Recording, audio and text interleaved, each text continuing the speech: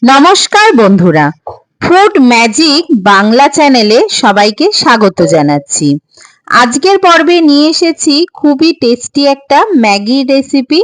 এই ম্যাগিটা 2-3 মিনিটের মধ্যেই বানানো যাবে, আর ঠান্ডা হলে একেবারে স্টিকি হয় না, আর ম্যাগিটাকে আলাদা করে আগের থেকে সেদ্ধ করতে হয় না। ম্যাগি বানানোর জন্য ব্যবহার করছি সর্ষের তেল।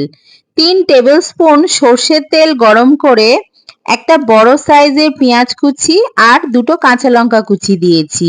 পেঁয়াজটাকে অবশ্যই বড় টুকরো করে কাটবেন, যাতে পেঁয়াজটা হালকা ফ্রাই করলে পেঁয়াজের একটা হালকা মিষ্টি ভাব থাকে, সেটা যেন বজায় থাকে।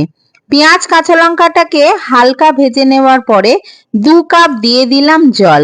মিডিয়াম কাপের 2 কাপ পরিমাণ জল দিলাম, আর জলটা যখন ফুটে উঠেছে এর মধ্যে দিয়ে দিলাম 2 প্যাকেট ম্যাগি।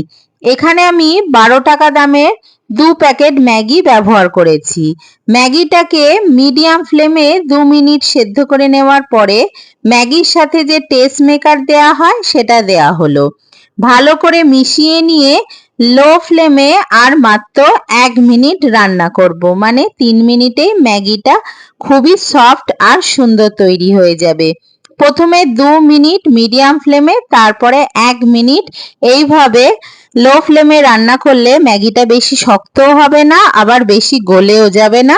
খুবই টেস্টি ভাবে তৈরি হয়, আর এই ম্যাগিটা ঠান্ডা হওয়ার পরেও স্টিকি হয় না। অবশ্যই রেসিপিটা বানান, আর ভালো লাগলে অবশ্যই আমার চ্যানেল সাবস্ক্রাইব করতে ভুলবেন না।